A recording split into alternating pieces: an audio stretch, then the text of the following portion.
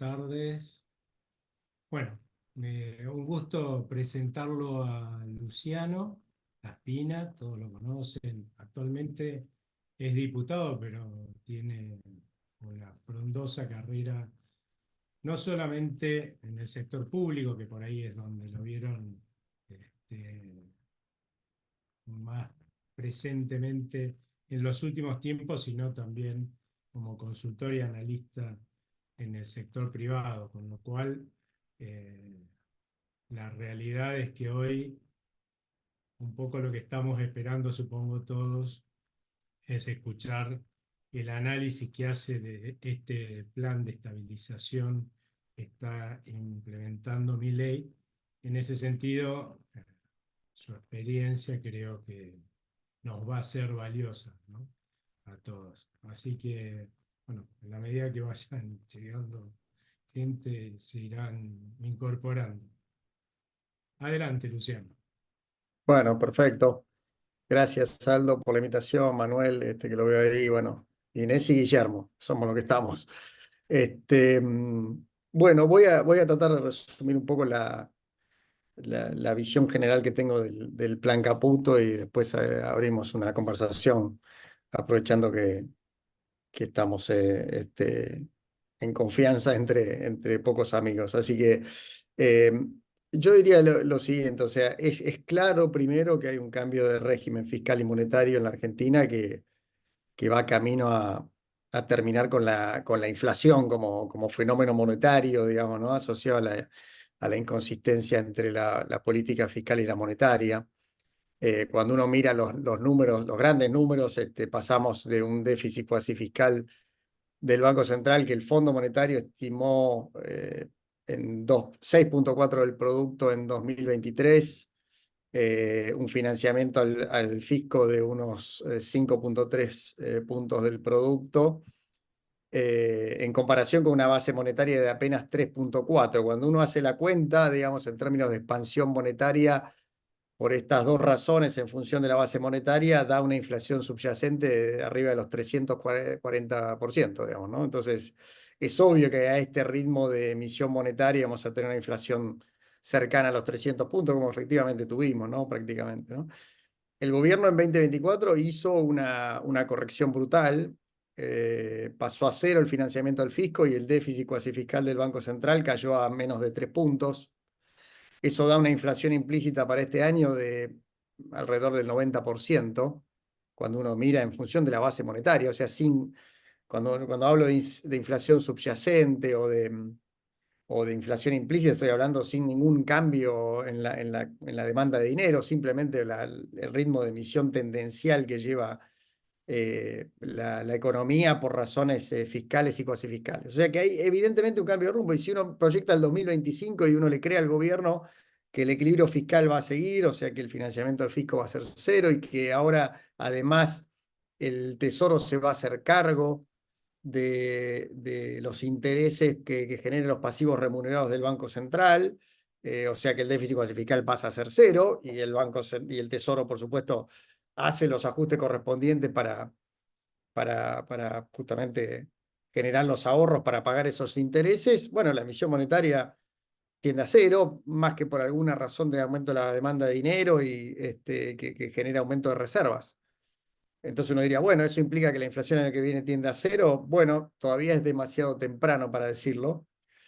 Y eso me lleva al segundo punto, que es obvio que hay un cambio de régimen fiscal y monetario, es obvio que la inflación va a bajar, no es tan obvio que la estabilización inflacionaria y sobre todo macroeconómica haya llegado a su fin.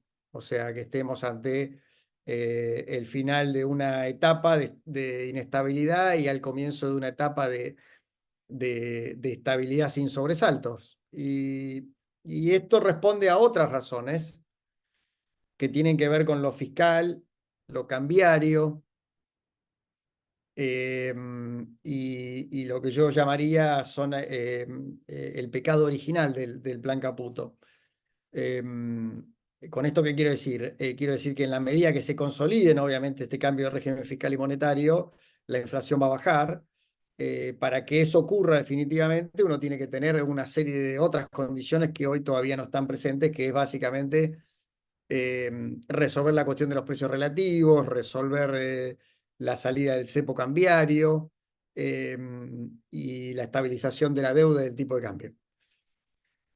¿Cuál es el pecado original del plan Caputo? Bueno, básicamente, para decirlo muy resumidamente, los planes de estabilización exitosos han tenido, por regla general, dos fases. Una fase muy inflacionaria, donde se licúan los pasivos del Banco Central, se sale del cepo, se ajustan los precios relativos, se hace el ajuste fiscal, y una vez que uno tiene todas esas condiciones en línea, los fundamentos en línea, pasa a una segunda fase donde se plantean las condiciones, o se plantea una estabilización nominal.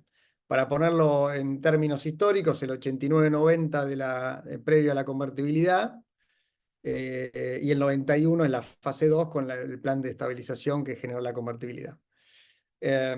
Antes de la convertibilidad, el gobierno había solucionado mal o bien el problema cuasi fiscal, había solucionado mal o bien la cuestión fiscal, había salido de los controles de capitales, y había probablemente limpiado su programa financiero, que quiero decir, cuando Caballo asume en el 91, una de las primeras decisiones que toma es justamente pagar todas las deudas, los libramentos impagos que había en la tesorería, con una gran emisión monetaria que genera una fuerte inflación en los primeros meses del 91, como paso previo digamos, también a la convertibilidad. Así que esa fase 1 y esa fase 2 fueron muy claras. Lo mismo pasó con el Plan Real, lo mismo pasó con la estabilización de Uruguay en 1990, lo mismo pasó, si ustedes quieren, con la estabilización de Perú, digamos, a partir del Fuji-Shock del 92-93. Podría tomar varios ejemplos de estabilizaciones exitosas que llevaron a cabo estas dos fases bien diferenciadas, ¿no? El pecado original del Plan Caputo es que fusiona las dos en una. Quiere decir que al mismo tiempo que está intentando acomodar los precios relativos y licuar los pasivos remunerados del Banco Central, o reducir los pasivos remunerados del Banco Central, con una tasa real de interés negativa, está buscando desinflacionar muy rápidamente. Y lo hace a través de un ancla cambiaria, básicamente, y un intento de control de la cantidad de dinero. Y esta fusión de las dos etapas genera varios daños colaterales, digamos, que no digo que sean peor que la herencia recibida, o sea, digamos, uno puede imaginar o puede pensar que hoy estamos mejor que en diciembre, lo cual no quiere decir que tengamos otro tipo de problemas, que son estos daños colaterales que ha generado el plan Caputo, que tienen que ver básicamente con, eh, yo diría tres, que es la inconsistencia entre la regla cambiaria y los ajustes pendientes de precios relativos, o inercia inflacionaria, que genera atraso cambiario. La decisión de no licuar totalmente los pasivos remunerados a través de la inflación, sino mediante la reducción de la tasa de interés, por un lado, y la reducción de la cantidad de pasivos remunerados por el otro, mediante la emisión de deuda corta del Tesoro y la emisión de deuda corta o, o medianamente corta del Banco Central, empieza a generar un problema obviamente de aumento de presión sobre el programa financiero, el programa externo del gobierno. Y eso fue básicamente realizado mediante un simple instrumento que es la represión financiera. O sea, el control de cambios que, como dije, en la mayoría de los experimentos de estabilización exitosos fueron removidos antes de la desinflación y no durante o después de la desinflación. Aquí fue un elemento central, digamos, porque básicamente eso permitió emitir Bopreal y eso permite emitir un montón de deuda en pesos para poder esterilizar pesos del Banco Central, o sea, comprarle pases pasivos al Banco Central o reducir los pases pasivos del Banco Central. Entonces, esta fusión de las dos etapas genera, como dije, estos tres daños colaterales, que yo diría: atraso cambiario, fuerte recesión, porque obviamente una estabilización inflacionaria en el contexto de ajuste de precios relativos, generando a través de un ancla cambiaria y una contracción monetaria, genera obviamente una fuerte recesión. La combinación de contracción monetaria e inercia inflacionaria es sumamente recesiva. la combinación de inercia inflacionaria y ancla cambiaria atrasa el tipo de cambio y eso genera expectativa de evaluación. Y la combinación de represión financiera, la represión financiera o la decisión de limpiar el balance del Banco Central con emisión de deuda genera presiones en el programa financiero hacia adelante. Y esas son las tres cosas con las cuales tiene que lidiar el plan Caputo en los próximos meses. Si ustedes me dicen si yo prefiero esta situación o la de diciembre, probablemente prefiera esta, lo cual no quiere decir que queden desafíos por delante, ¿no? Entonces no le quiero restar mérito a todo lo que se hizo, sino que quiero marcar las que quedan por hacer y la razón por la cual queda fiscal y monetario. Eh, Obviamente, al no haber sacado el cepo cambiario y haberse generado una apreciación cambiaria, empieza a aparecer, digamos, empiezan a reaparecer las expectativas de evaluación. Y la razón por la cual eso complica la desinflación es que esas expectativas de evaluación comienzan a meterse, van a comenzar a meter en algún momento en las expectativas de inflación, digamos, ¿no? ¿Por qué hay expectativas de devaluación? Bueno, básicamente yo diría por dos cosas. Primero, porque el tipo de cambio real oficial al menos ha tendido a depreciarse, a apreciarse mucho. Algunos dicen que hay atrás, otros dicen que no, pero es una discusión, digamos, el sexo de Los Ángeles. O sea, nadie sabe dónde está el tipo de cambio real de equilibrio de Argentina y solo se puede testear a lo largo del tiempo con un tipo de cambio libre o con, digamos, o sin represión financiera, digamos, ¿no? Que es donde uno va a encontrar el verdadero tipo de cambio real de equilibrio que surge de un montón de cuestiones que no viene al caso ahora analizar, pero que no lo sabemos. Entonces, esto está generando una expectativa de evaluación, por un lado.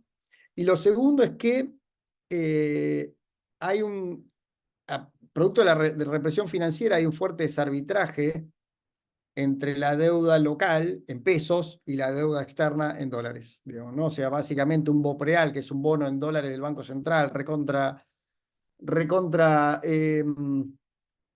seguro en teoría, porque es deuda del Banco Central, pagada con reserva del Banco Central en teoría, o con impuestos que se pueden usar para pagar impuestos, o sea, es el bono más seguro, rinde 21% en dólares. Ahora, si uno toma un bono en la curva SER, rinde, bueno, alrededor de 0 más inflación, un poco más largo, rendirá 3, 4, 5, ahora han ajustado bastante y están rindiendo un poco más. ¿Qué quiere decir? Que hay, digamos, la tasa real que tienen los bonos de la deuda local, eh, están incorporando la idea de que, bueno, tiene un riesgo menor básicamente porque hay represión financiera. Cuando hay represión financiera, uno caza en el zoológico, nadie se puede ir y no tiene a los actores que están dentro del zoológico renovando esa deuda en pesos, o sea, el riesgo de esa deuda cae. Entonces, esto genera un problema, que es en la medida en que uno necesite salir del cepo, para que esa deuda sea renovada, uno va a tener que ofrecer dos cosas, o un aumento muy fuerte de la tasa de interés, eh, justamente para que se equipare el rendimiento de la deuda local con el rendimiento de la deuda externa. Y si eso no ocurre, debería ocurrir un salto fuerte del tipo de cambio. ¿Qué quiere decir esto? Quiere decir que se genere una suerte de overshooting del tipo de cambio para generar lo que el famoso carry trade, digamos. O sea, que el tipo de cambio quede tan alto que aún con una tasa de interés en pesos más baja, los agentes económicos estén dispuestos a quedarse en pesos, digamos, ¿no? ¿Qué es lo que pasó a principios de año, para ponerlo muy claro? Pudo bajar la tasa de interés porque el dólar estaba recontra alto. El dólar blue y el dólar oficial, las dos. O sea, entonces hubo flujo de capitales por el dólar blue y los exportadores que trabajan con el dólar oficial también estaban cómodos con ese dólar oficial. O lo que es probable, una combinación de las dos cosas, que suba un poco la tasa y que suba un poco el dólar. Y las dos cosas son estanflacionarias. Entonces, el problema ahora, más que económico, o solamente económico, es político, porque salir del cepo implicaría, como digo, un salto de la tasa de interés y o un salto del tipo de cambio, que sería 100% atribuible a la gestión del presidente Milei, y eso es precisamente lo que quiere evitar el gobierno, ese salto evaluatorio inflacionario asociado a la salida del cepo. ¿Hay alguna discusión sobre qué ocurriría después de eso? De ese pico, digamos, o esa joroba inflacionaria y devaluatoria. Bueno, probablemente si el gobierno continúa y persevera con su política fiscal y monetaria, la inflación va a volver a bajar, pero eso puede tomar otros 6, 7 meses más. Y si lo hace muy tarde, eso puede implicar que pierda las elecciones de medio término. Entonces empieza a haber un problema ahí respecto al timing de salida del cepo cambiario. Entonces, para pasar en limpio, digamos, estas primeras reflexiones, yo diría que hoy el problema que tiene el gobierno para salir del cepo es primero político y la razón es financiera, porque eso puede generar una turbulencia financiera, y básicamente la deuda local.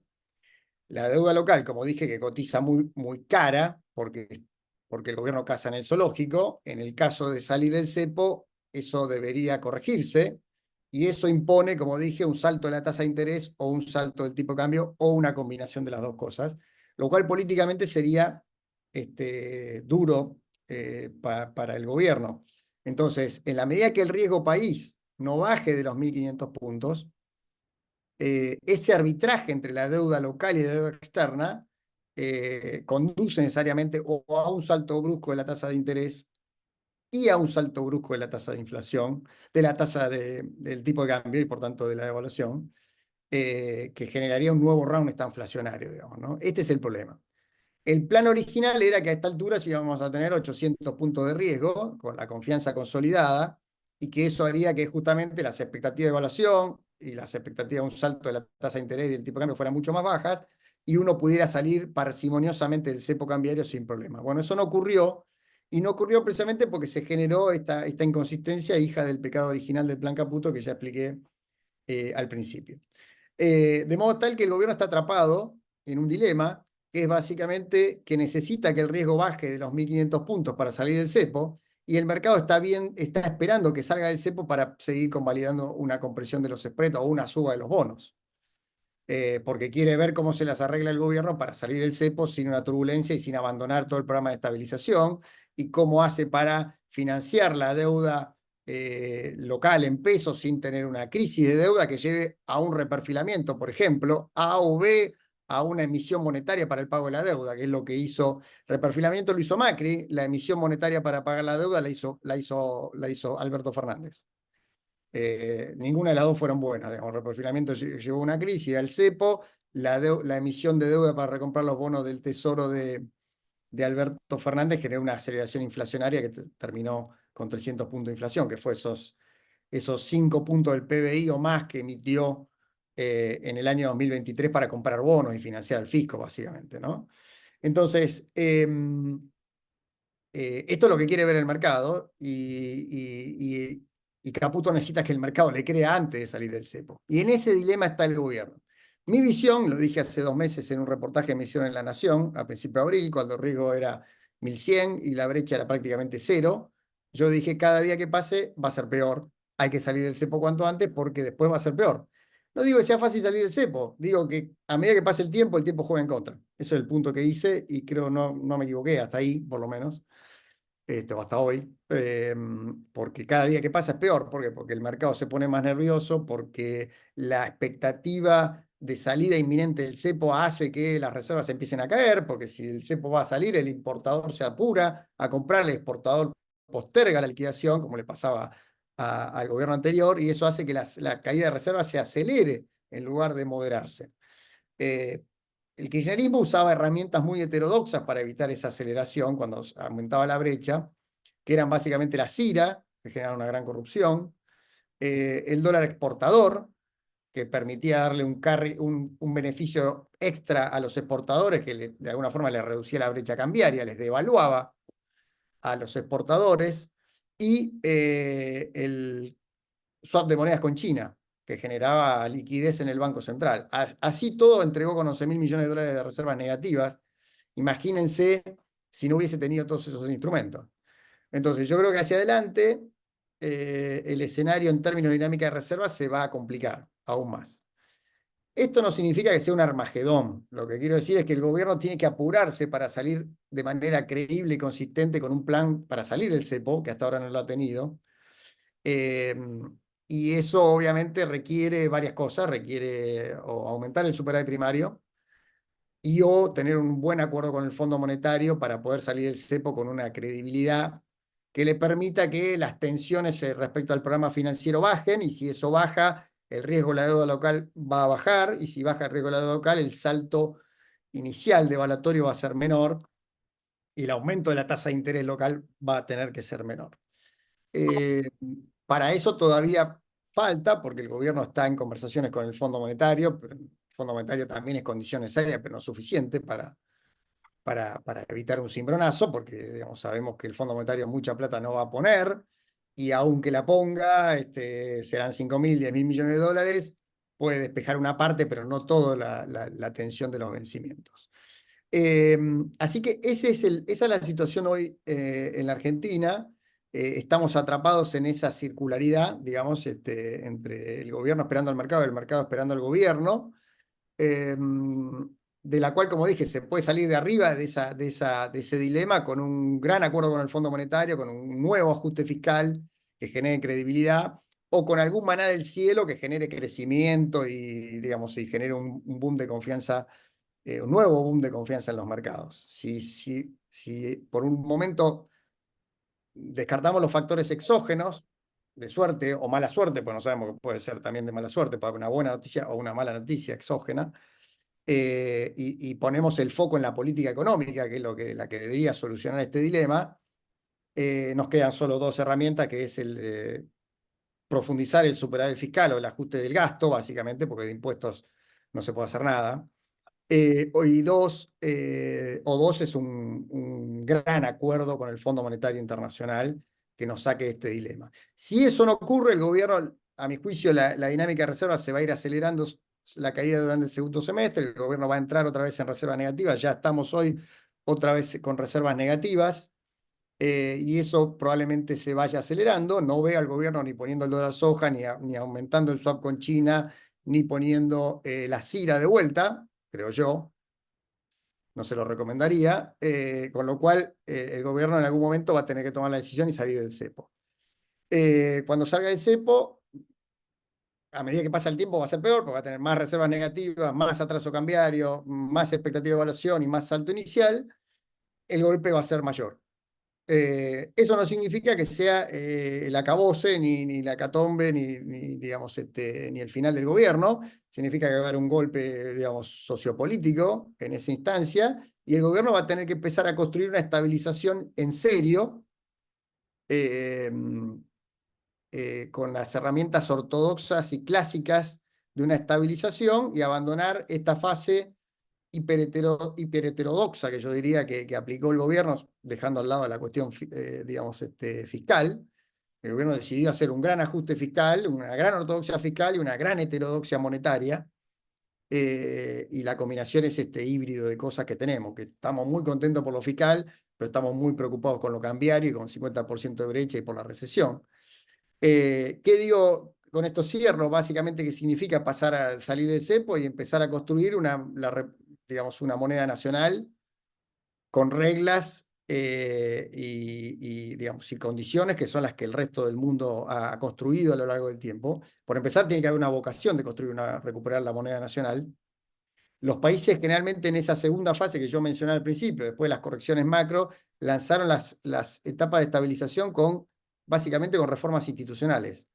Todas las grandes estabilizaciones de Latinoamérica estuvieron acompañadas por reformas en la Carta Orgánica del Banco Central que cambiaron las reglas de funcionamiento de sus bancos centrales, incluso las reglas macrofiscales, algunas escritas en piedra en la Constitución Nacional, como fue Chile, como fue Brasil en las reglas fiscales, como fue Perú, las reglas, la independencia del Banco Central, la prohibición del cepo, etcétera, como forma de tomar un atajo para construir una reputación en la moneda nacional. Bueno, eso es lo que va a tener que hacer el gobierno. Primero va a tener que abrazar el peso en lugar de repudiarlo. Segundo, va a tener que poner un banco central creíble, independiente, y crear una nueva institucionalidad con una reforma de carta orgánica razonable y sensata, que no incluya ni la dolarización endógena, ni la dolarización, ni la no sé qué, sino que sea un banco central independiente enfocado en la estabilidad monetaria, que va a regular la cantidad de dinero para generar estabilidad de precios. Punto. Dotándolo de independencia, dotándolo de los instrumentos que se necesitan. Y eso es lo que va a ir construyendo una reputación antiinflacionaria para que haga que la inflación, después de la aceleración que puede tener a la salida del cepo cambiario, puede ser 5, 7, 8% mensual, después irá bajando en la medida que haya un ancla monetaria y fiscal consistente a lo largo del tiempo. Y eso es lo que va a permitir ir bajando la inflación. Si hay una fijación cambiaria, va a ser más rápido, pero no tenemos reserva para fijar el tipo de cambio como fijó el Plan Real en el 94, convertirá en el 91, Uruguay en el 90. Eh, Tendremos que hacerlo a la Fujimori, a la Perú, con agregados monetarios, con una desinflación más dolorosa al principio y menos recesiva al final, porque las estabilizaciones con ancla cambiaria son expansivas al inicio y recesivas al final, porque cuando uno tiene que salir del tipo de cambio fijo tarde o temprano, se come alguna recesión o alguna devaluación, por ejemplo la convertibilidad, por ejemplo el Plan Real en el 99 y varios más. En el caso de las estabilizaciones con ancla monetaria, uno tiene la recesión al principio, pero después no tiene la recesión al final, ejemplo Perú. Eh, y bueno, entonces tendremos que empezar esa fase. Para terminar, yo diría políticamente, creo que el gobierno se apuró para, digamos, sobrevender, digamos, el éxito y la genialidad de una estanflación, de una desinflación de shock en muy poco tiempo, y eso de alguna forma lo está condenando políticamente a tener que seguir en esta situación en la cual no puede salir, digamos, ¿no? Si hubiese ido más despacio, si hubiese dicho fase uno, tenemos esto, tenemos que poner la casa en orden, todavía no estamos para bajar la inflación al 3% mensual o el 2% mensual como implica la tablita cambiaria, sino que tenemos que muchas cosas que digerir por delante por el desastre que dejó el gobierno anterior. Bueno, estaríamos probablemente ahora con más inflación y menos problemas hacia adelante, digamos, ¿no? Eh, pero probablemente con menos expectativa de inflación en el 2025 la que tenemos hoy. Tendríamos más inflación en el 24 y menos proyectada para el 25, o menos potencial para el 25. Pero bueno, es un contrafáctico, digamos, tampoco era fácil salir. Así que para resumir esto, digamos, yo diría, ese pecado original del Plan Caputo, que para mí es hijo de la ansiedad por mostrar resultados antiinflacionarios muy rápidamente, le pasó a Macri también, que hablaba de brotes verdes a los pocos meses, cuando recién había recibido un desastre, ya estábamos con la ansiedad de mostrar brotes verdes y que la desinflación era abrupta, y bueno, y todo eso nos llevó a esa ansiedad política, y después se pagó caro. En este caso, salvando la distancia y con otro contexto, está pasando algo parecido, y esto es lo que lo mantiene un poquito enredado al gobierno. Así que si querés, Aldo, paro acá y abrimos un diálogo para preguntas y tratamos de imaginar qué puede seguir para adelante. Vale. Aprovecho que soy moderador, así que te voy a preguntar yo primero, ¿Cómo no? porque claramente vos hablabas de los costos de salir del cepo, ¿no? Tener por ahí una tasa de interés más alta o un mayor ritmo de pérdida de valor de la moneda, lo cual implica que suba el dólar y que suban los precios, o sea, más inflación, ¿no? Pero por otro lado, yo estaba pensando, también el cepo te está generando, ¿o no? Un costo tremendo en términos de actividad. Por Lo supuesto. cual, Mm. no sé cuál es el costo mayor de los dos, ¿no? Coincido, coincido. O ¿Vos, sea, lo que vos pasa es ves que una ahí. recuperación económica No, del no, no, cepo? no. No, no, no, no. Yo veo una L oscilante. Lo dije en abril, cuando todos le tiraban flores al plan económico. Yo dije, con cepo no se crece y no se acumula reservas. O sea, parece que no aprendimos nada de la historia. No se crece y no se acumula reservas. Massa con el dólar soja y le hizo un carry trade parecido al que hizo Toto, que lo hizo con todo el dólar oficial, no hizo un dólar soja, sino que devaluó todo. Y con ese carry trade acumuló reservas. En el cuarto trimestre del 22, que parecía que se caía todo, y el puente hasta el 23 con la cosecha del 23. Metió el dólar soja con el 23, compró la cosecha gruesa, con eso llegó, después metió otro dólar agro, no sé cuánto, el dólar 5, y con eso llegó al cambio de gobierno, perdiendo menos reservas, o sea, devaluando básicamente, generando más inflación. Pero digamos, acumular, desacumulás, acumulás, desacumulás. O sea, de que el 2011 para acá nunca se acumuló reserva con cepo cambiario. O sea, no sé qué queremos inventar. Ahora parece que hay un cepo cambiario benigno, donde uno con equilibrio fiscal acumula reservas, crece, se come, se cura y se educa con cepo. Eso no pasa. Bueno, parece que el gobierno lo entendió. Eh, y lo cual no quiere decir que había que sacarlo el primer día. quiere decir que vos no te podés convencer de que decir que ahora vas a bajar la inflación y vas a crecer y que vas a acumular reservas con cepo, porque eso no va a pasar. Porque con cepo el deporte nacional es atacar la reserva del Banco Central. Ni te cuento con una brecha del 50%. Pero Cristina tuvo menos brecha, ¿eh? Te digo, le entregó a Macri con 40%, ¿eh? Y así todo perdió reservas, perdió reservas, perdió reservas. O sea, no es que tenés que tener 150% de brecha descomunal como tuvo Guzmán para perder reservas. O sea, con un incentivo suficientemente grande, todo el mundo trata de comprar al oficial y vender al paralelo. Es así. Y colapsan esos sistemas cuando te quedas sin reservas. Bueno, si le das un carry trade un tiempito, bueno, acumulas reservas. Más acumuló menos porque hizo solo el dólar soja, este acumuló mucho más porque hizo una brutal devaluación con tasa de interés muy alta al principio, y bueno, eso le generó también una suerte de carry al principio. Eh,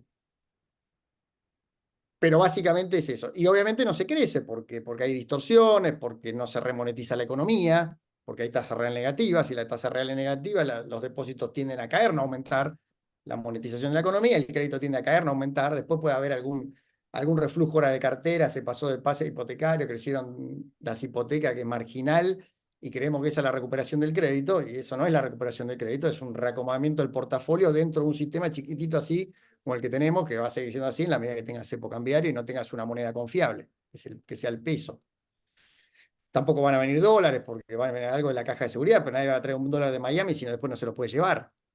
Entonces, en fin, en conclusión, digamos, coincido con vos, sin salir del cepo no se crece y no se acumulan reservas, ni se puede estabilizar tampoco de manera creíble y consistente a largo plazo, lo cual no quiere decir que todo lo que se hizo está mal.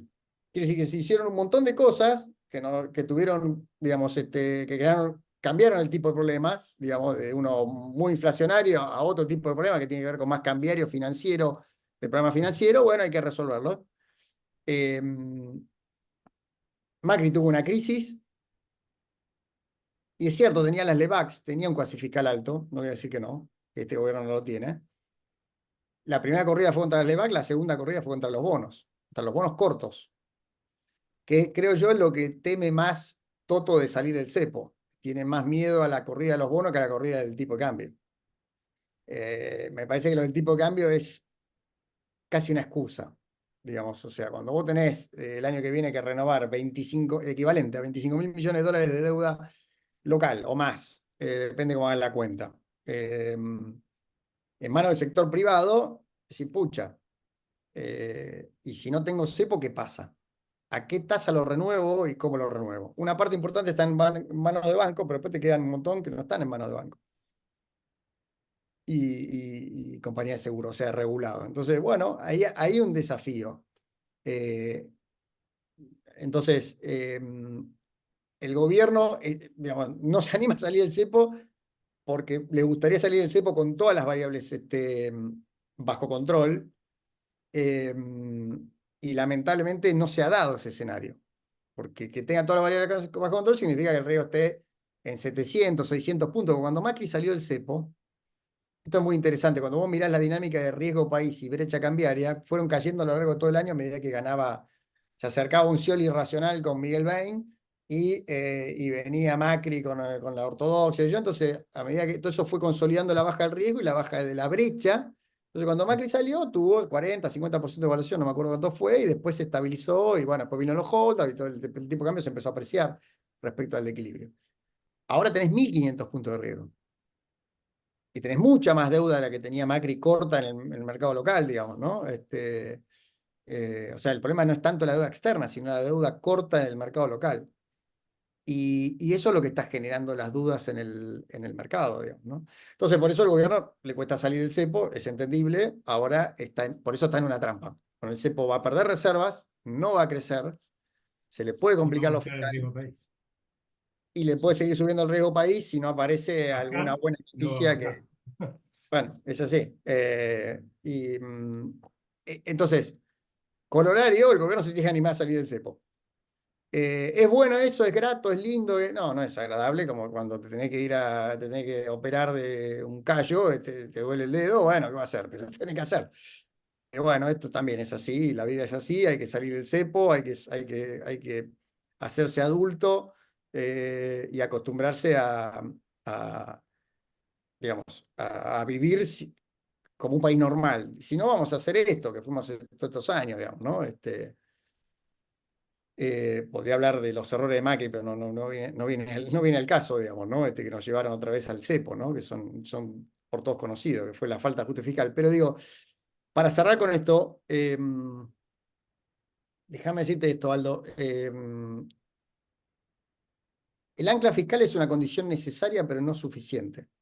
Ujú, Un ejemplo de esto es la tablita de los 70 de Chile, por ejemplo. Chile tuvo una tablita decreciente con una gran inconsistencia entre la pauta devaluatoria y la indexación y los ajustes de precios relativos que tuvo que hacer. Eso generó un gran atraso cambiario y tenía ancla fiscal. Sin embargo, después tuvo una crisis. Obviamente la crisis, hot money, entró capital, después subió la tasa de interés de Estados Unidos y voló por el aire.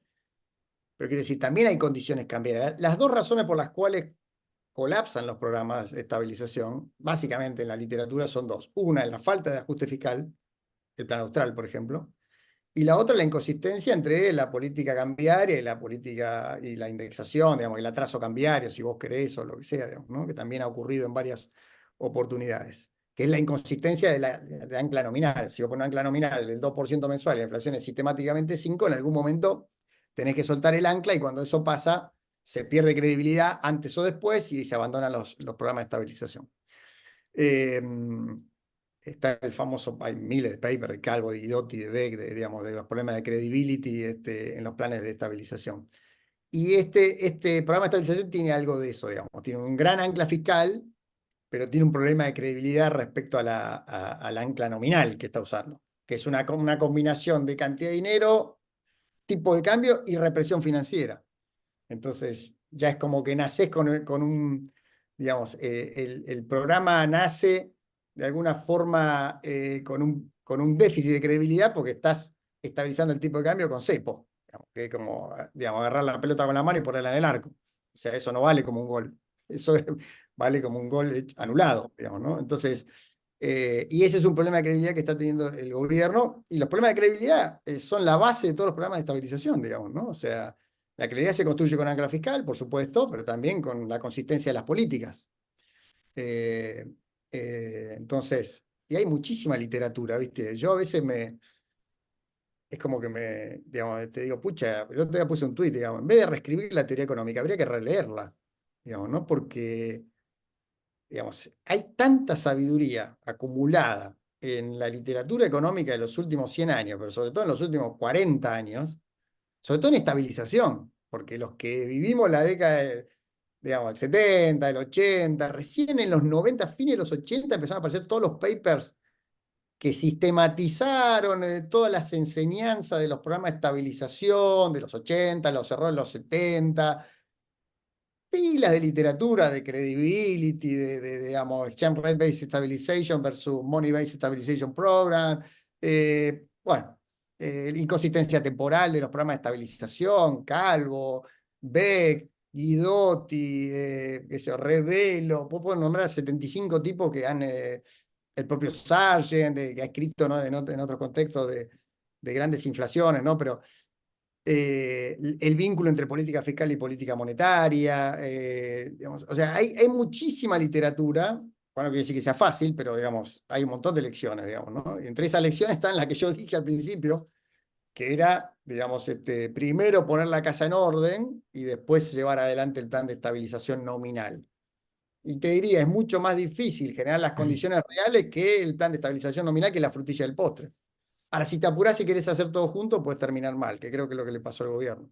Mal, entre comillas, respecto a lo que podría haber sido distinto, que tampoco sé si hubiese salido bien, digamos, otra alternativa, podemos discutir. Eh, pero bueno, esta fue la estrategia elegida y estos son los problemas que se están generando. ¿Alguien tiene alguna pregunta? Si no, Manuel. Bueno, Ah, Ricardo. Ricardo y Manuel levantaron. Manuel y Ricardo, aparecen en ese orden. Algo tenés que poner un poco más de volumen a tu voz. Ah, bueno, me acerco. Bueno, La- no sé Lo quién que, levantó la mano primero. sí, Manuel, Manuel, me parece. después. lo que ha planteado Luciano es una situación que la hemos vivido. en los cepos cambiarios, no es este el primero, tal vez no sea el último tampoco, que termina calificándoselo como una encerrona. ¿Vos no crees que pudiera haber alguna suavización de esto o alguna eventual salida con un golpe de inversión pública o privada como consecuencia de las condiciones que se han establecido en ley de bases, por ejemplo, el RIGI? Se habla de Mm. inversiones muy fuertes en minería, en la construcción de plantas de licuación de gas, en el petróleo, que generen un pequeño impulso de confianza y que amortigue esta posibilidad que vos estás planteando de que la desconfianza crece, la brecha crece, el ataque a las reservas obviamente crece y no tendremos salida. Mm. Danos una salida o una esperanza de que esto sea de otra manera. A ver, primero quiero ser constructivo en términos de que si el gobierno se anima a salir, bueno, podemos tener alguna turbulencia, pero si después se sigue con el ancla fiscal y monetaria y la sociedad banca, la corrección, y yo en algún momento, tiene tiempo el gobierno para recuperarse, porque tiene hasta fin del año que viene con las elecciones, y después si no, si perdiese las elecciones, tiene hasta, a diferencia de Macri, que perdió porque hizo el ajuste al final, tiene para recuperarse hasta el final del mandato, con lo cual yo no veo que sea para tirarse por una ventana lo que está pasando. Respecto a tu pregunta puntual, Manuel, yo soy un poco escéptico de que factores puntuales de la micro puedan dar vuelta en los problemas de la macro. ¿Qué quiero decir? Cuando vos tenés una inconsistencia monetaria, cambiaria, fiscal, de regla, de inercia, todas estas cosas que aparecen, el mercado se pone nervioso, y todo eso, no hay porque también me lo han preguntado con el tema del blanqueo, che, blanqueo la gente va a traer dólar, entonces va a bajar el blue. Bueno, perfecto, va a bajar el blue. 2 semanas, digamos, cuando haya algún ruido ahí, que alguno que quiera liquidar dólares, pagar el blanqueo con pesos, puede pasar esas cosas. No digo que no. No veo que eso sea un factor que pueda equilibrar los problemas de la macro. Es cierto que a largo plazo, absolutamente de acuerdo con vos en que el efecto del RIGI más la suba de las exportaciones que se va a generar por litio, minería, todo eso le va a dar una plataforma de crecimiento al país enorme. En el marco de una economía relativamente ordenada. O sea, yo creo que lo que vos decís es justamente lo que podría ayudar al gobierno a amortiguar los efectos de una corrección, pero no a evitar la corrección, no a evitar que la salida genere algún tipo de turbulencia, por lo menos como están hoy las cosas, ¿no? Con este nivel de riesgo, con este nivel de brecha que es hija del riesgo. Eso es lo que creo. Ahora, tomando tu punto, creo que si el gobierno se anima a salir del cepo, esos factores pueden acelerar la corrección, la mejora de la actividad que decía Aldo, de la apreciación cambiaria, un poco como vos sugerís. Yo creo que eso sí puede ayudar y puede hacer que todo ese efecto inicial, después que se normalice todo, bueno, pueda ser más acotado. Eso es lo que yo creo. El gobierno está apostando a que digamos, la corrección monetaria y fiscal puedan ir, digamos, bajando la brecha cambiaria para poder salir de manera menos brusca. Y yo creo que eso puede ocurrir, pero tiene un recorrido limitado, por esto que digo de que el mercado está esperando que el gobierno salga y ver cómo se acomoda el nuevo equilibrio. Y con esa nueva situación va a rebalancear el riesgo, la deuda, el tipo de cambio y ver dónde está parado el gobierno después de esa situación. Creo que incluso con esta situación, esta brecha, algunos proyectos de inversión que van a empezar a madurar ahora con el RI y todo, se van a tomar su tiempo en el sentido de que pueden postergar un mes, 2 meses, no todos, porque obviamente ya sabemos que los inversores locales están en vaca muerta, están poniendo y siguen poniendo, ponían con masa, ponen ahora y van a seguir poniendo, pero digo, para tener un gran inflow de capitales que genere, digamos, que vengan muchos inversores locales, pero fundamentalmente extranjeros a invertir y todo, creo yo que va a haber que poner los precios relativos en equilibrio antes de que eso ocurra.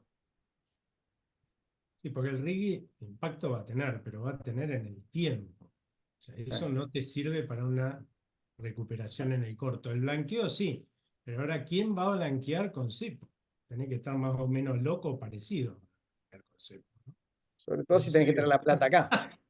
¿Viste? Tener la plata acá es complicado, tener reservas negativas, traer los dólares a la Argentina con reservas negativas, porque el gobierno, como no puede usar el swap de China, no puede usar la CIRA, lo que va a empezar para usar los encajes de los bancos. Esa es la definición de reserva negativa, en definitiva.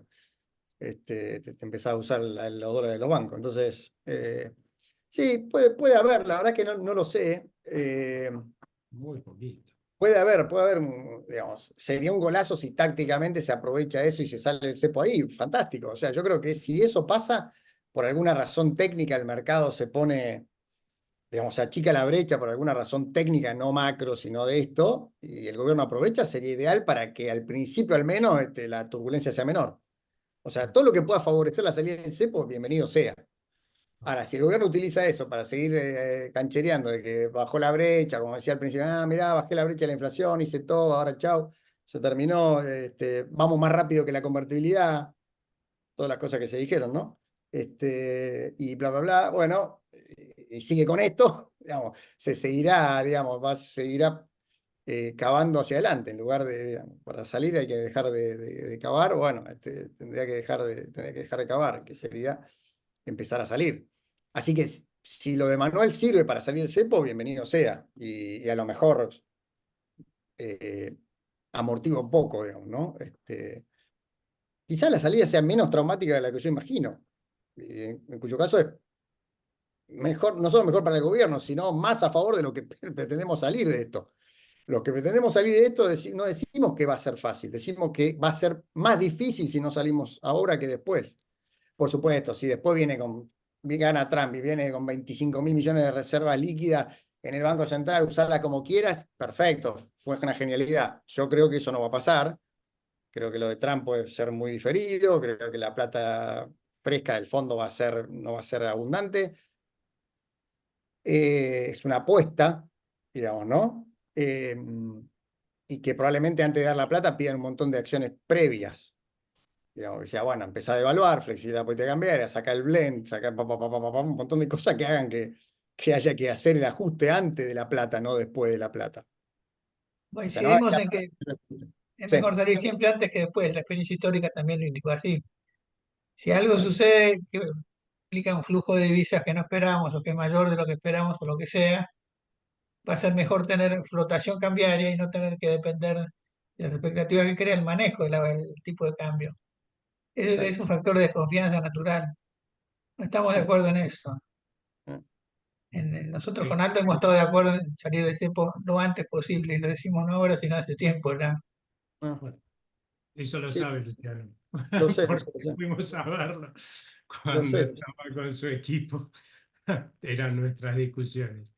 Sí, sí, sí. Ricardo, Yo era salidor menos que Aldo, un poquito menos, pero rápido. O sea, eran 3 meses con alguna cosa medio así, digamos, la transición. Más inflación, más, digamos, al principio y bueno, después una estabilización de shock, digamos, ¿no? Esa era nuestra idea. Esteban, espera un minutito porque Ricardo, estaba me parece. Estás muteado. muteado.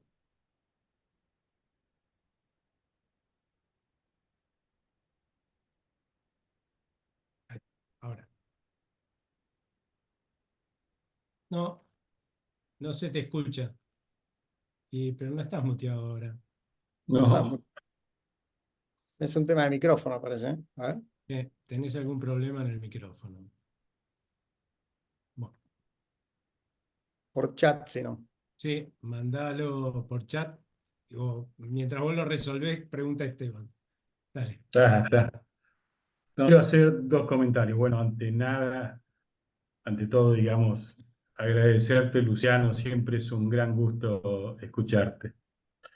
Gracias. Eh, lo otro que quería hacer mención, el fin de semana falleció Mario Busaca, un integrante del grupo.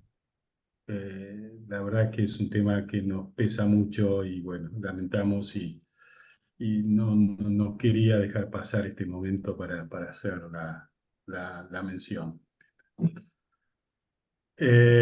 Bueno, el tema del cepo, como comentábamos acá y estamos todos de acuerdo, cuanto más se tarde va a ser más difícil. Por otro lado, el gobierno dice, bueno, recién hace, no sé, 2 semanas que tengo la ley, dame un poquito más de espacio y recién ahí voy a empezar a tomar medidas económicas, digamos, de acá todavía plan económico, yo no lo escuché por lo menos. Así que bueno, esperemos que en los próximos 2, 3 meses tengamos alguna noticia y podamos salir del cepo. Yo creo que si esto se extiende más tiempo, como todos acá mencionamos, se va a poner la cosa más complicada, ¿no? Eh, Listo, esos eran los comentarios que quería hacer. Me parece que recuperaste el sonido, ¿eh? Así como A ver, decís. ahora. Ahora, sí. Ah, Dale, sí. Ricardo, ahí. Ahí está. No, el gobierno apuesta firmemente al superávit fiscal para salir del cepo, por un lado, y dice que Toto saca la otra día en la reunión, el otro día en la reunión, sacó la cuenta de cuánto va a ir acumulando en reservas producto del superávit, y que en definitiva eso de alguna manera lo que le iba a permitir ir saliendo del cepo, y que del cepo se iba a salir paulatinamente y no de un día para el otro. No sé si lo entendí bien, y si es así, ¿cuál es tu reflexión en este caso? Que ya hablaste bastante del cepo, pero un poco la idea es tratar de entrarle por otro lado a la idea del gobierno de cómo salir del cepo, Ah, más allá de la que hemos estado viendo. No sé si logro explicarme. A ver, ¿qué otra cosa pues están viendo que nosotros no la veamos? mm. Inventarle una vuelta para una salida. O sea, ¿cuál sería tu vuelta?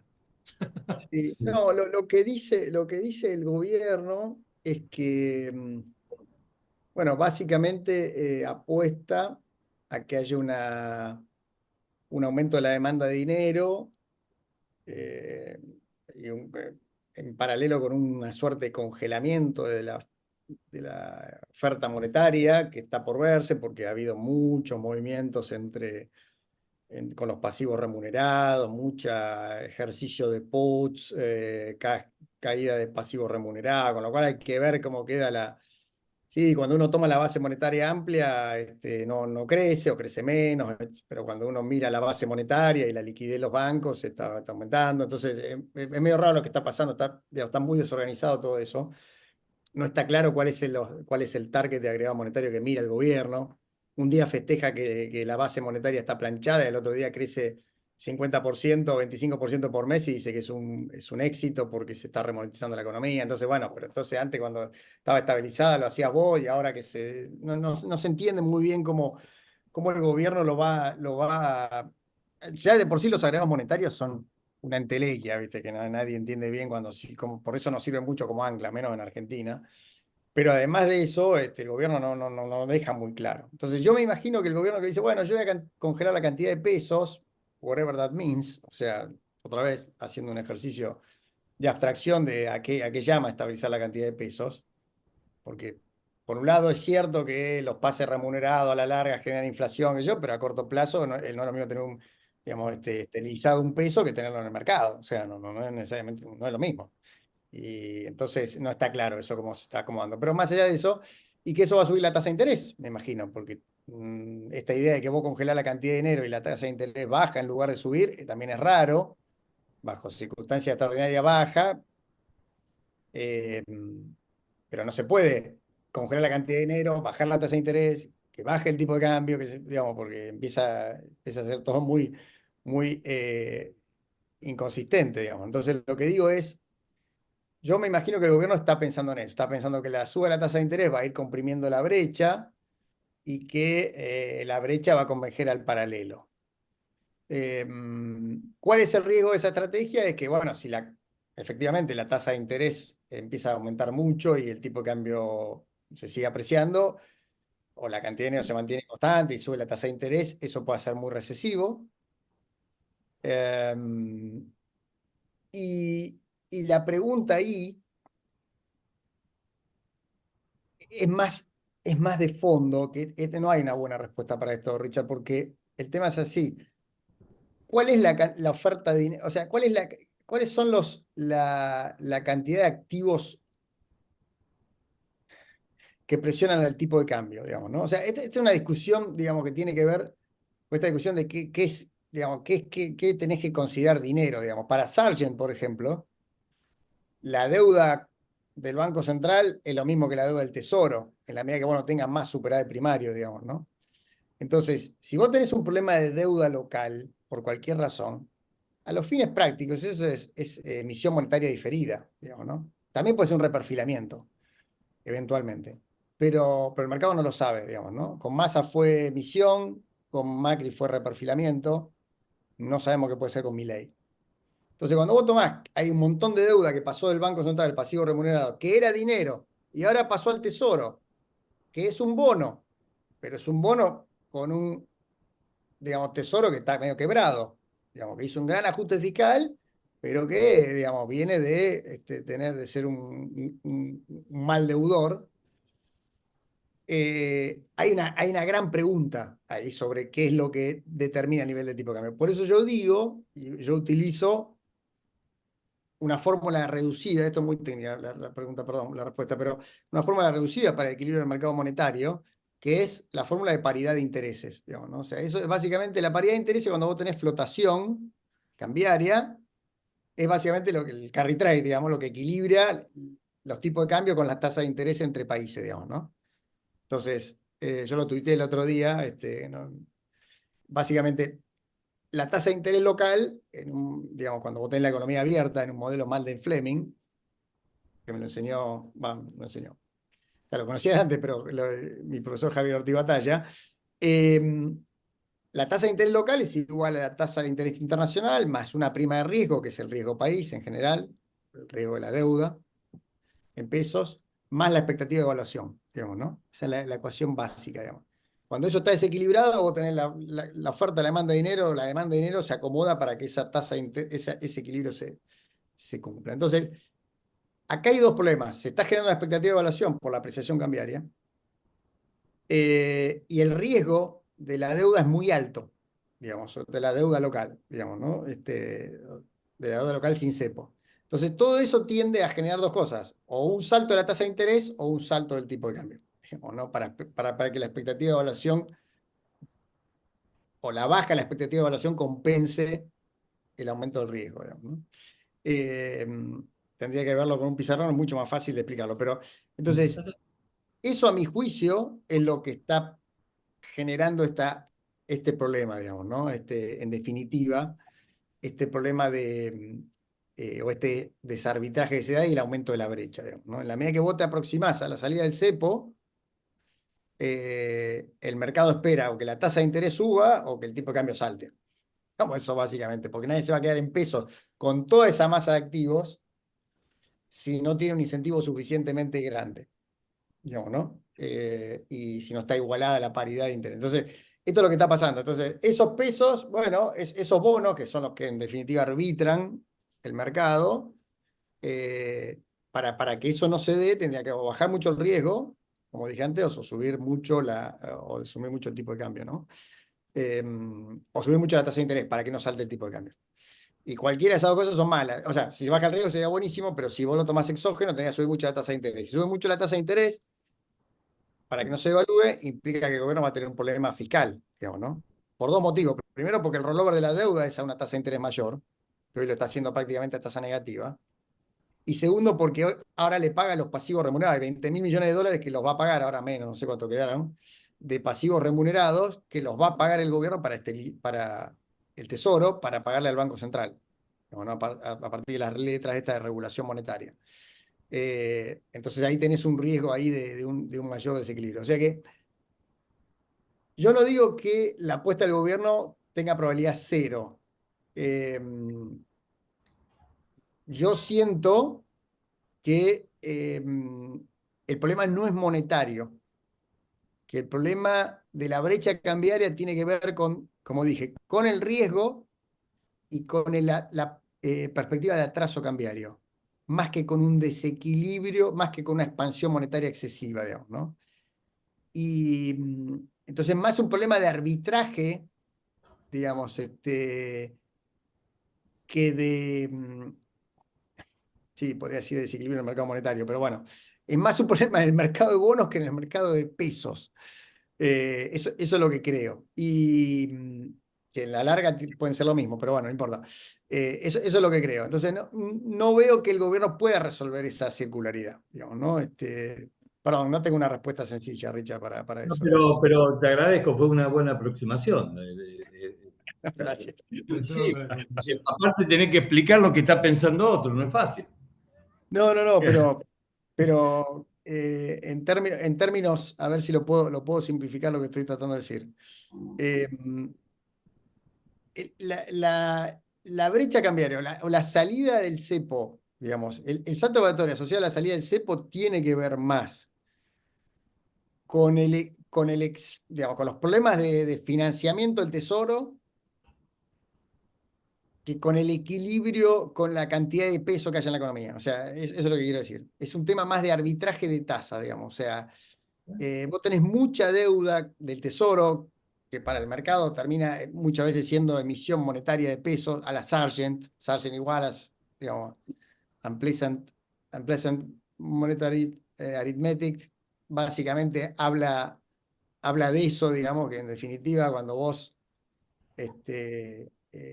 estás renovando la deuda, generando interés y pateando para adelante, en definitiva estás teniendo una oferta monetaria diferida que incluso puede aumentar la inflación a corto plazo.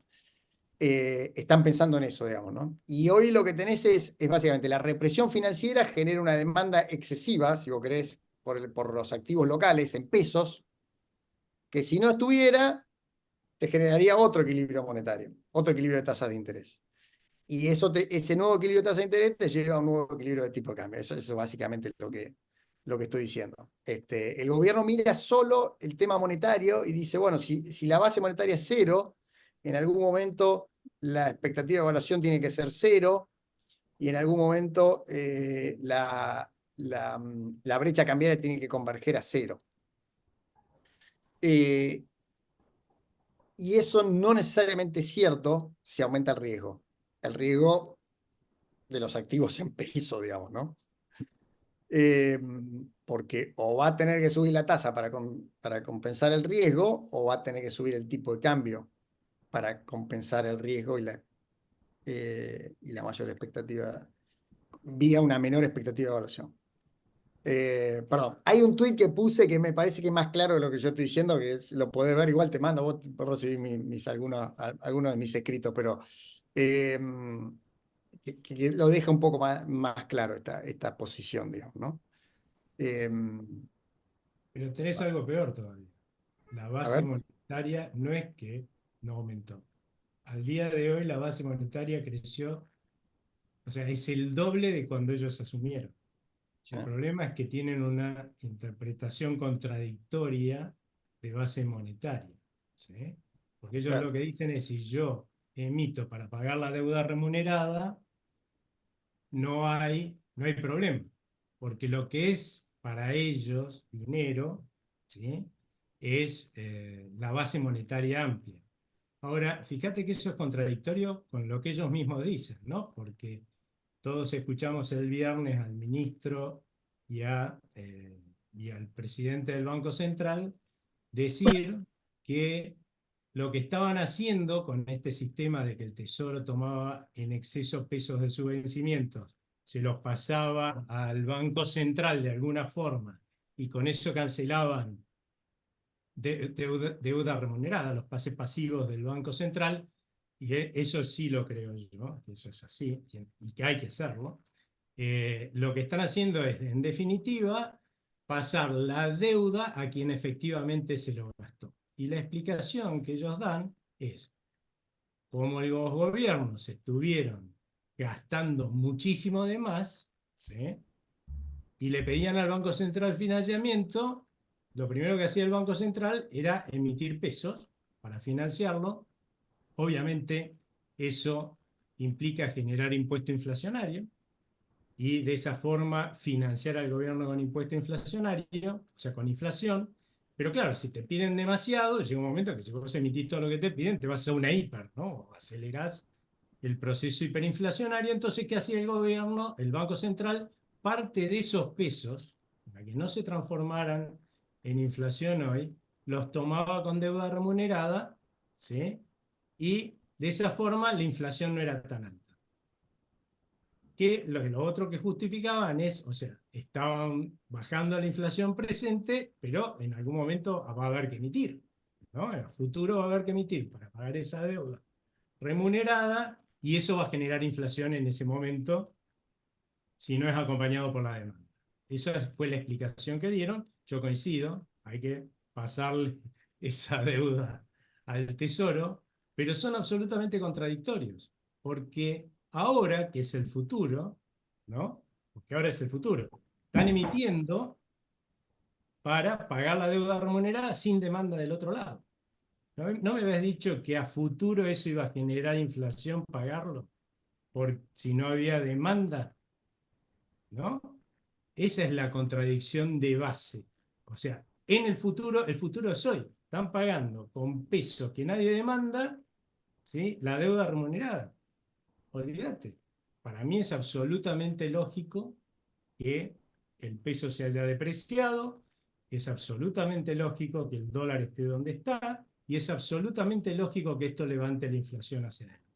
Si no se retira, digamos, no volvemos a los valores del peso que tenía el peso antes de empezar con todo este desastre, que fue con la última baja de tasa de interés, con el 40%, que ahí los bancos empezaron a sacar pases pasivos por encima de lo que estaba tomando el Tesoro.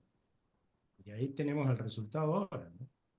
Realmente, a mí, esta contradicción que ellos tienen en la cabeza es la que a mí me tiene muy preocupado.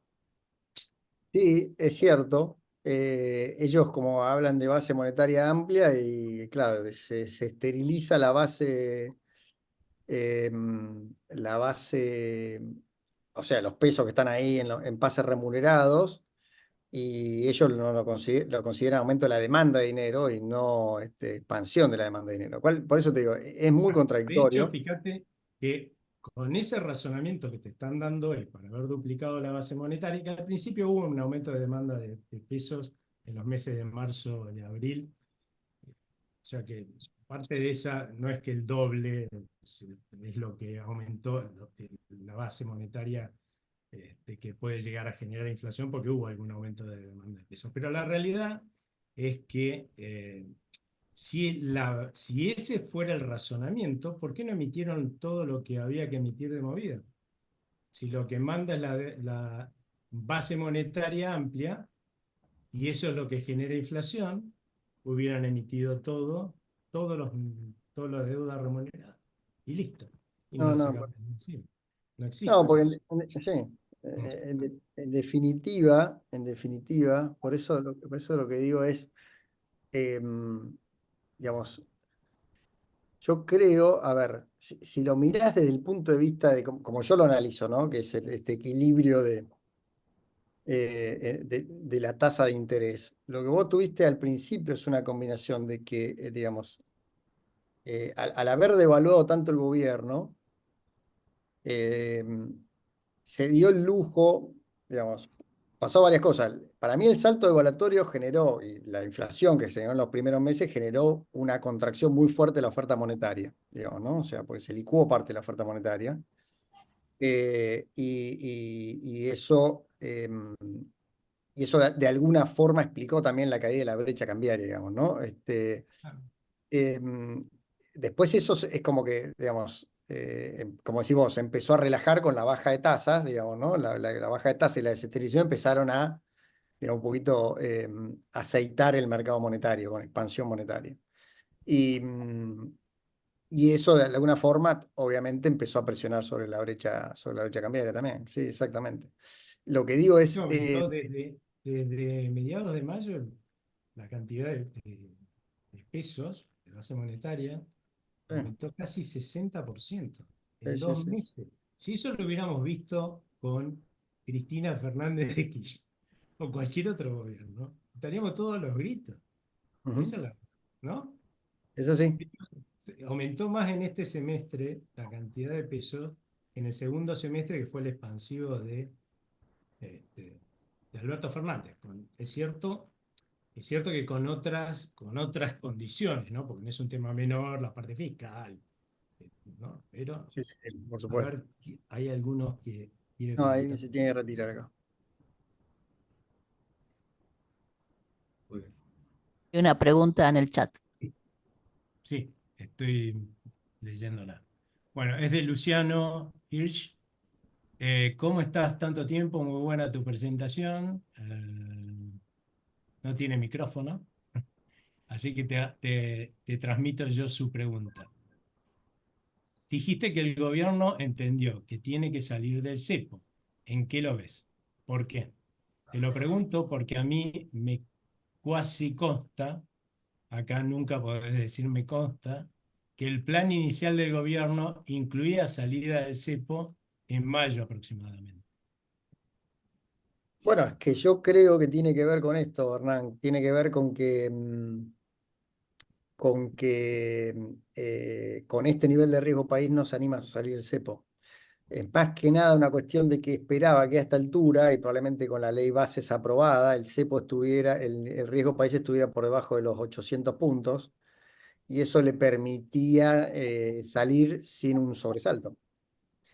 Por eso yo cuando trato de pensar que son las mismas, por lo que está diciendo Aldo, es básicamente lo mismo que digo yo, bajo la tasa de interés, dado el riesgo, sube el tipo de cambio. O sea, cuando vos mirás la ecuación de paridad de intereses, si vos bajás la tasa de interés, digamos, para la tasa de interés de política monetaria, dado el riesgo, lo que tiene que hacer es bajar la expectativa de evaluación. Para que baje la expectativa de evaluación, salta el tipo de cambio, digamos, ¿no? Asumiendo que el tipo de cambio en T+1 está determinado por las condiciones de expansión monetaria futura, por lo que sea. Tiene que bajar la expectativa de evaluación para que me compense eso. Entonces salta el tipo de cambio. Lo que pasó en estos meses es eso, básicamente. O sea, bajó mucho la tasa de interés y se empezó a ir el tipo de cambio. Entonces estamos diciendo lo mismo en otras palabras. Pero, ¿cuál es mi punto? La forma de verlo con la ecuación de paridad de tasa de interés es que te permite entender el rol que juega el riesgo de la deuda soberana en todo esto. No es lo mismo. La tasa de interés, vos pones la tasa de interés en un determinado, que es el que dice Aldo, bajó la tasa de interés, perfecto. Pero si además te está aumentando el riesgo soberano, ahí el efecto de reducción de la tasa de interés es mayor, porque comparado con la tasa libre de riesgo internacional, la tasa local es aún más baja de lo que debería ser, ajustado por riesgo. Y vos en los últimos meses tuviste una combinación de baja la tasa de interés y aumento del riesgo. Y eso es lo que te explica la brecha. Puesto esto traducido en salida del cepo, es que o te baja mucho el riesgo para que la evaluación inicial sea menor, digamos, ¿no? O te sube mucho la tasa de interés. Eso es lo que digo. Entonces, como no le está bajando el riesgo, intuitivamente, ¿qué dice Toto? Y si no me baja el riesgo, entonces yo tengo que pagar por las LECAPs mucho más de lo que estoy pagando ahora. Y si no pago eso, para pagar lo mismo que pago ahora, tiene que saltar el tipo de cambio para que alguien se quede con las LECAPs, la deuda corta en pesos, llámela como quiera, dado que ahora se espera que el tipo de cambio real se aprecie, la deuda en ser, por ejemplo. Entonces salta mucho el tipo de cambio. Entonces, esa es la razón por la cual no salen. Para mí están atrapados en ese círculo, en ese dilema, que es que para salir del cepo necesitan que baje el riesgo. Y el riesgo no baja porque no salen del cepo. Y ahí está entrampado. Entonces, esa es la explicación que le doy, por el cual lo que parecía para todos una lógica que iba a ser en mayo sale, ellos que dijeron, no, en mayo el riesgo sigue muy alto, 1100 puntos es muy alto, esperemos que haga la ley base y cumplimos 800 puntos, 700 puntos y ahí salimos. Eso salió la ley base y no pasó. Está en 1500. Entiendo perfecto. ¿Me escuchás? ¿Se me escucha ahora? Sí, sí, te Sí, escucho, Hernán. sí. ¿Cómo están todos? Entiendo perfecto el punto que hacías. Mi pregunta iba más que nada a la palabrita que vos usaste. El gobierno entendió. Si usando esa palabrita queda como que antes no entendía o no le daba tanta importancia. Y si Ah, no, ahora no, es no. como que vos decís que entendió, es como que vos estás interpretando o yo tiendo a interpretar de lo que decís, un gobierno que empieza a darse cuenta que si no sale el cepo, por decirlo mal y pronto, es boleta. No sé si era... Y las dos cosas, quise decir. Las dos cosas. Yo creo. Porque si el gobierno entiende que está No, cortando, no, empieza a cortar clavos, es otro el escenario. no, yo creo que Si eso es lo que... el gobierno, a ver, es todo muy contrafáctico. Yo creo que el gobierno pensaba salir en mayo con una situación mucho más holgada, digamos, ¿no? Esa situación no se dio y dijo, voy a seguir con el cepo. Y cuando dijo, voy a seguir con el cepo, el mercado se enojó.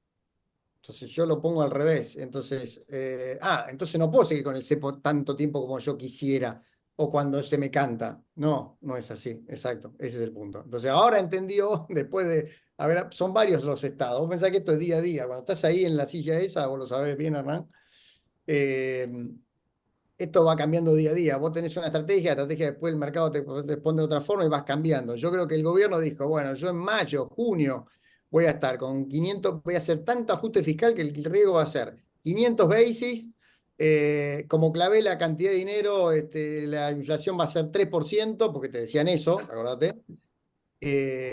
Porque decían, no, la inflación está colapsando, se está derrumbando. Bueno, sí, se está derrumbando respecto al 25, que fue un salto de nivel del tipo de cambio.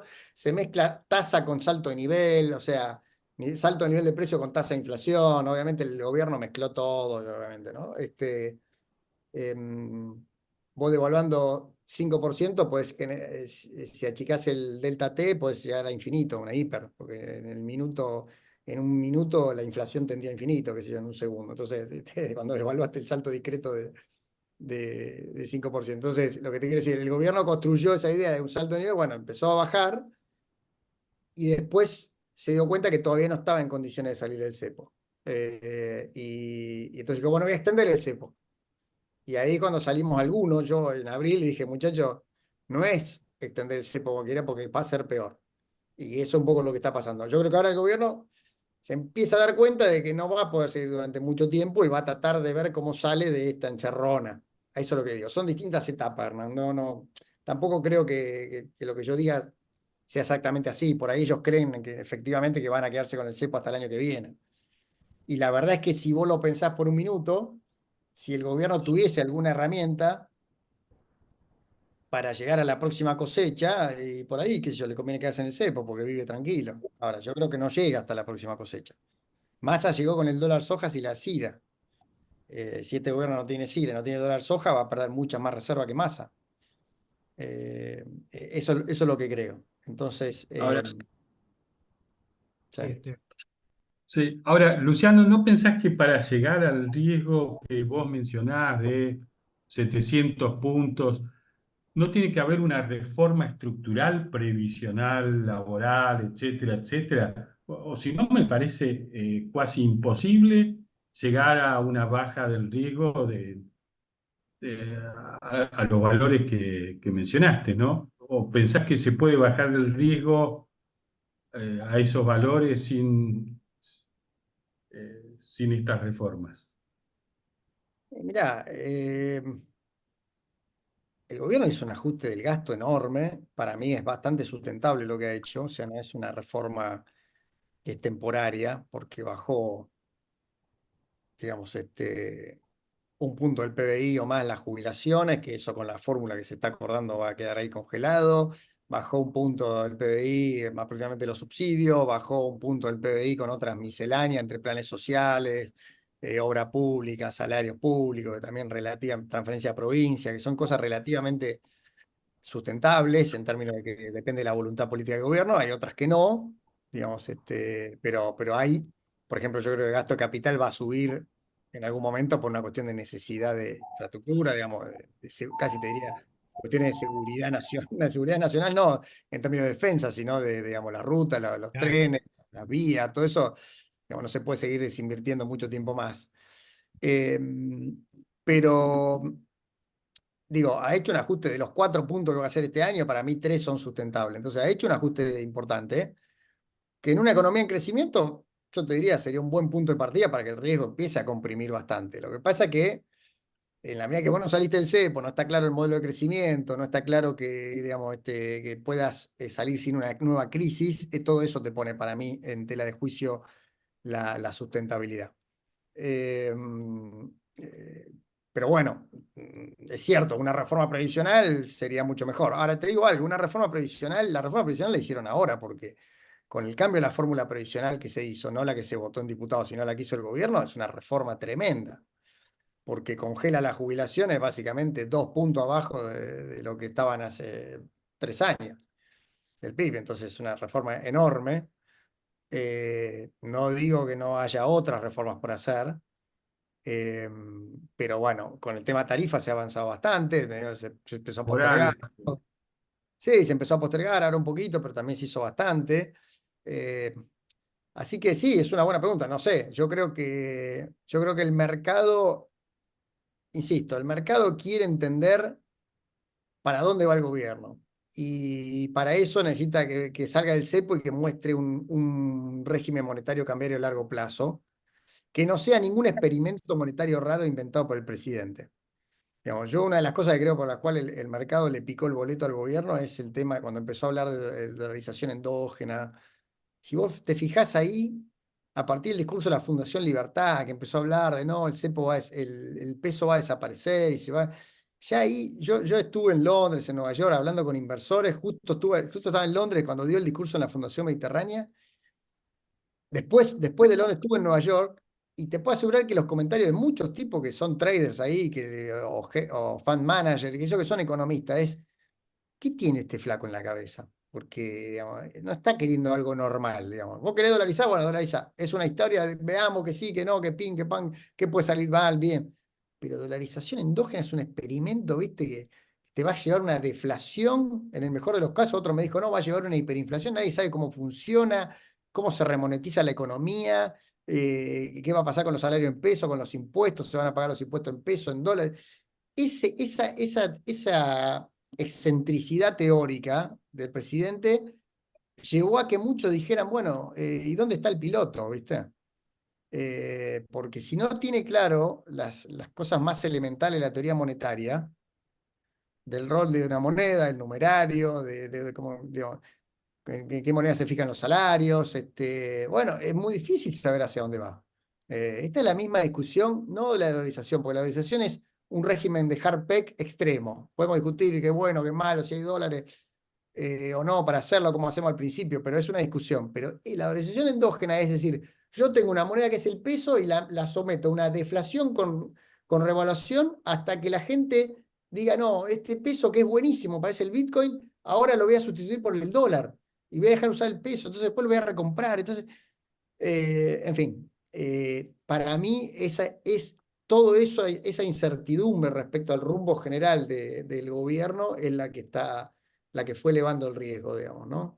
Y eso está asociado con la continuidad del cepo, con la dolarización endógena, con, digamos, me parece a mí, con algunas declaraciones un poquito excéntricas del presidente también en materia de política exterior. Todo eso no ayuda.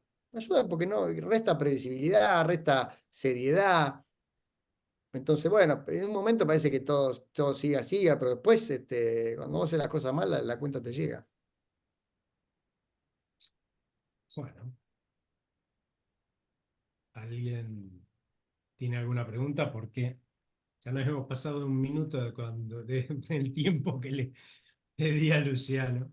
Así que vamos a ser puntuales. Te agradezco muchísimo. Me parece que a todo el mundo le ha encantado Muchas gracias, Luciano. No, muy gracias, Esteban. Un abrazo. interesante y muy clara. ¿Sí? Manuel, Richard. Así, Inés. Muchísimas gracias. Muchas gracias a ustedes también. Que tengan todos buena semana. ¿Eh? Chao, buena semana. Igual. Abrazo. Hasta luego. Gracias. Gracias, Aldo, también. Chao, Aldo. Chao, gracias.